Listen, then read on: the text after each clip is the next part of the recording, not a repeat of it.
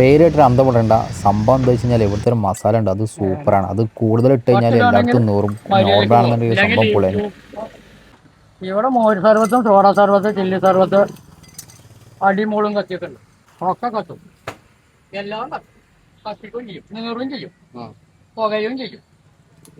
അങ്ങനെയൊക്കെയാണ്. കൂടുതലാക്കണ്ട, ആവശ്യത്തിന് പോലെ ആവശ്യത്തിനായി.